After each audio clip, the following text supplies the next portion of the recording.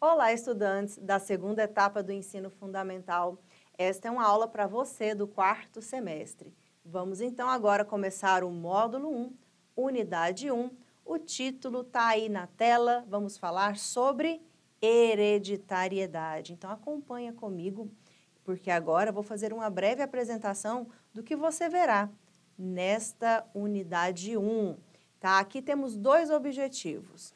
Nesta primeira unidade, você irá associar os gametas à transmissão das características hereditárias, estabelecendo relações entre ancestrais e descendentes, e também irá conhecer as ideias de Mendel sobre hereditariedade, considerando-as para resolver problemas envolvendo a transmissão de características hereditárias em diferentes organismos. A princípio, nós vamos então focar neste primeiro objetivo, e você será capaz de associar gametas à hereditariedade. Mas vamos começar falando sobre gametas. O que são gametas? São células responsáveis pela reprodução sexuada. Lembra os dois tipos de reprodução? Temos reprodução assexuada, que não envolve a união de gametas, e temos a reprodução sexuada, que envolve união de gametas, um gameta masculino e um gameta feminino. Estas células também podem ser chamadas de células germinativas, tá? Ou células sexuais. E elas irão se fundir durante um processo chamado de fecundação e irá produzir o zigoto. É o zigoto que irá se desenvolver e irá formar um embrião. O embrião também se desenvolve e gera um novo ser. Vamos lá. Falando primeiro do gameta masculino, que é o espermatozoide. O espermatozoide é uma única célula, tá? E essa única célula tem aqui algumas estruturas diferenciadas relacionadas à sua função. Então, o espermatozoide, ele precisa se locomover para alcançar o gameta feminino. Como que ele faz isso? Dá uma olhadinha aí na sua estrutura. Ele tem 3 partes principais: cabeça, peça intermediária e cauda, ou aqui você também pode chamar de flagelo. Na cabeça, que é o corpo celular, tem ali o citoplasma, tem o núcleo e tem na ponta uma estrutura cheia de enzimas chamada de acrossoma. Essas enzimas serão muito importantes e relacionadas à entrada do espermatozoide no ovócito. E o núcleo contém um material genético, as moléculas de DNA de origem paterna, que irão formar um conjunto com o DNA de origem materna no momento da fecundação. A peça intermediária tem uma série de organelas chamadas mitocôndrias, responsáveis pela respiração celular e, por isso, fornecerão energia, a energia necessária para que aconteça o batimento desta cauda e por esses movimentos de chicote que essa célula consegue se locomover no meio fluido, no meio líquido, alcançando, então, o ovócito. Como que estas células são produzidas? O processo pelo qual surgem os espermatozoides, pelo qual eles são produzidos dentro do corpo, é chamado de espermatogênese. Onde os espermatozoides são produzidos? São células masculinas e são produzidas, então, nos testículos. Lá nos testículos existem estruturas chamadas de túbulo seminífero. Se você olhar aí na imagem, você vai ver que células do tipo espermatogônia vão dando origem e se desenvolvendo e se diferenciando em outros tipos celulares até formarem estas células com cauda, que são os espermatozoides. Nesse processo, nós temos aqui 2 etapas principais. A primeira divisão, que é do tipo mitose, e depois divisões celulares subsequentes, que são as meioses, tá? O que é essa mitose? Essa primeira divisão celular, ela conserva o número de cromossomos da célula. E a segunda parte, a meiose, reduz à metade esse número de cromossomos. Por que isso precisa acontecer na formação dos gametas? Os gametas têm essa função de se unirem na fecundação para formar uma célula inicial, o zigoto, que dará origem a um novo ser.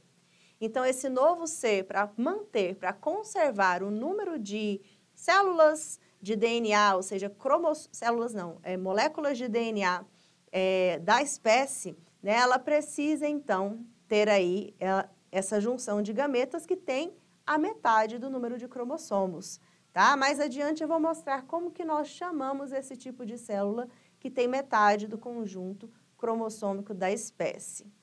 Próxima célula que eu preciso falar aqui também é o gameta feminino, que é chamado de ovócito ou óvulo.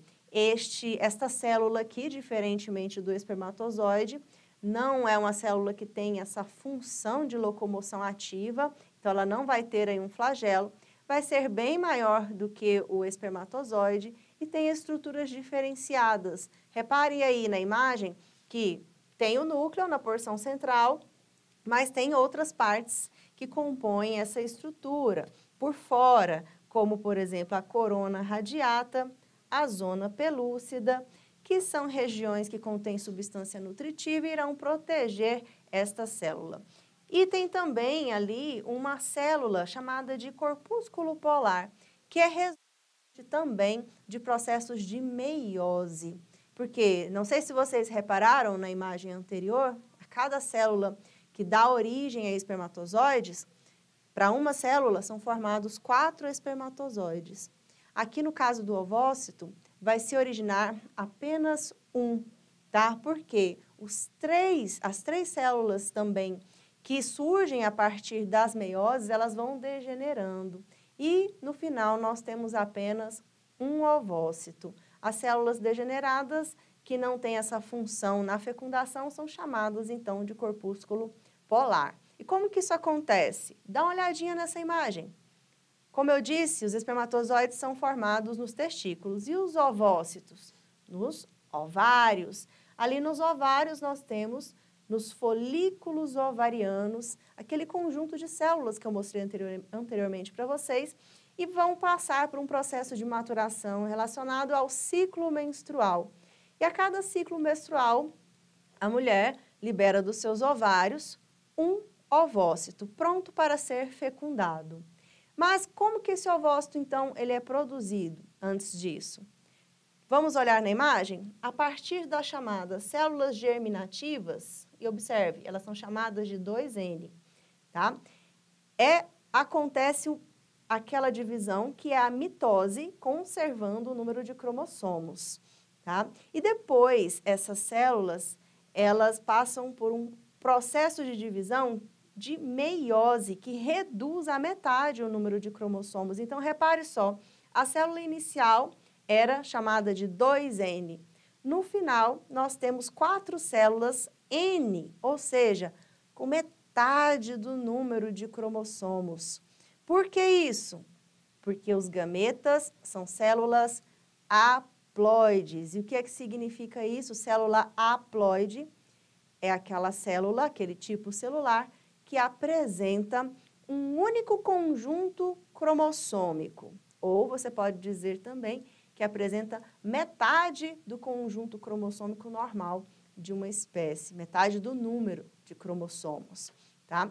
E a célula diploide, que são as células que originaram ali tanto os ovócitos quanto os espermatozoides, apresentam 2 conjuntos cromossômicos. Por isso que elas são chamadas de 2N e os gametas N. Olha aí na imagem a representação de uma célula haploide. Cada estrutura dessa aqui é um cromossomo. Aqui vamos contar 4 cromossomos. Na célula diploide, que é então 2N, teremos quantos cromossomos? O dobro, tá? Então teremos 8 cromossomos. E esses cromossomos, eles estão aos pares, tá? Nas células diploides, justamente porque metade desse conjunto foi recebido ali do gameta masculino, do espermatozoide, a outra metade do gameta feminino. Durante a fecundação, formou-se uma única célula. Os cromossomos que estavam ali no gameta feminino, eles também estavam presentes dos mesmos tipos no gameta masculino. E eles existem, então, aos pares. E esses pares podem ser observados assim, tá? Então, os cromossomos na espécie humana. Essa imagem é um cariótipo. É o conjunto de cromossomos aqui da espécie humana, organizando eles em ordem de tamanho. E são quantos pares de cromossomo na espécie humana? Temos 23 pares de cromossomos, tá? Do par 1 até o par 22, aí em ordem de tamanho, nós temos cromossomos que chamamos de autossomos, que são cromossomos que existem tanto em homens quanto mulheres, masculinos e femininos. Existe o último par de cromossomos que definem geneticamente o sexo. Dá uma olhadinha aí na imagem. Temos o cromossomo X e o cromossomo Y. Se o indivíduo tem dois cromossomos X, XX, define geneticamente o sexo feminino. E se temos o cromossomo X com Y, temos então um indivíduo do sexo masculino, tá? Então, lembre-se, os gametas, as células germinativas, ou também chamadas de células reprodutivas, são células o quê? Haploides, ou seja, células N, que tem ali então um único conjunto cromossômico. Os cromossomos não estão aos pares. E as células somáticas são diploides, ou seja, são 2N, ou seja, tem o dobro do conjunto cromossômico. Os cromossomos estão, assim como aqui na imagem, organizados, eles ocorrem aos pares, tá? Então, não se esqueça, os gametas humanos têm 23 cromossomos, enquanto que as demais células do corpo, chamadas de células somáticas, que são células de qualquer outro tecido, têm 46 cromossomos. E sobre a fecundação, pessoal, dá uma olhadinha na imagem, que interessante, para a gente fixar esse conceito. A fecundação, ela é a união dos núcleos haploides dos gametas masculino e feminino. Então, vamos juntar 26 cromossomos de um com mais 26 do outro, teremos aí um total na espécie humana de 46, 23 mais 23, 46 cromossomos na espécie humana. E essa quantidade de cromossomos varia de uma espécie para outra, por isso que eu estou enfatizando espécie humana. Na espécie humana temos, então, 46 cromossomos. E, pessoal, a fecundação, né, que ocorre na reprodução sexuada, ela é a responsável pela nossa variabilidade genética, tá? Então, existe uma grande biodiversidade no nosso planeta, tá? E por que existe tanta biodiversidade? Em parte aí por causa da reprodução sexuada, que gera, então, essa combinação genética única nos indivíduos, né? Cada indivíduo que surge a partir da reprodução sexuada, ele não é idêntico aos seus pais. Ele tem ali carga genética semelhante, mas a combinação genética nova gerará ali outras características, como está ilustrado aí, que vocês podem observar, né? As diferentes características em raças de cães, de diferentes tipos de animais, as características do ser humano, como, por exemplo, coloração, tom da pele, coloração dos olhos, né? Isso existe para todos os seres vivos que realizam a reprodução sexuada. E, a partir da fecundação, né, que ocorre na reprodução sexuada, nós vamos ter o desenvolvimento do embrião, ou seja, o desenvolvimento embrionário.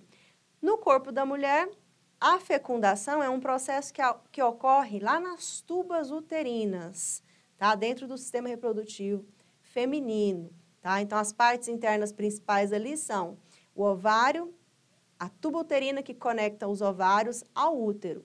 Então, a fecundação, como vocês podem ver aí indicado na imagem, acontece em uma das tubas uterinas depois que esse ovócito ele é liberado dos ovários, e o desenvolvimento embrionário ocorre no útero, onde esse zigoto, essa célula inicial, sofre uma série de segmentações, ou seja, divisões celulares, formando finalmente um embrião, que termina de se desenvolver ali dentro do útero, tá? Então, fechamos esse assunto desta aula e vamos dar continuidade falando sobre gametas das plantas numa próxima aula.